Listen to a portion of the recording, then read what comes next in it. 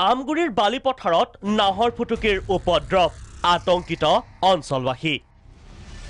আমগুৰিৰ বালিপথাৰত দিন দুপৰতে নাহৰ ফুটুকীয়ে গৰু ছাগলী ভক্ষণ কৰাৰ লগতে সন্ধিয়া হলেই ঘৰৰ বাহিৰ ওলাবলৈ ভয় কৰে অঞ্চলবাসী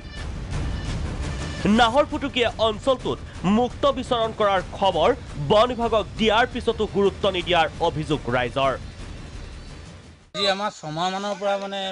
বাঘে আমাক হন্তাক সৃষ্টি কৰি আহিছে গতিকে চৰকাৰক এইটোৱে অনুৰোধ জনাইছোঁ আমাক এটা পিঞ্জৰা দিবৰ বাবে আমি অনুৰোধ জনাইছোঁ চৰকাৰক ৰাতি হ'লে আমনি কৰিয়ে থাকে গৰু নিয়ে কাৰোবাৰ ছাগলী পোৱালি নিয়ে গাহৰি পোৱালি নিয়ে কুকুৰ নিয়ে হন খাওন কৰা নাই মানুহবিলাকক বন বিভাগক আমি এইটোকে অনুৰোধ কৰিম আৰু পিঞ্জৰা এটা যেন আমাৰ সোনকালে দিয়ে ইফালে ৰূপহীহাটৰ খনাটোপ গাঁৱত উদ্ধাৰ এটা হৰিণা পহুৰ খাদ্যৰ সন্ধানত লাওখোৱা অভয়াৰণ্যৰ পৰা ওলাই অহা হৰিণাটো ৰাইজে উদ্ধাৰ কৰি চমজাই দিয়ে ৰূপহীহাট আৰক্ষীক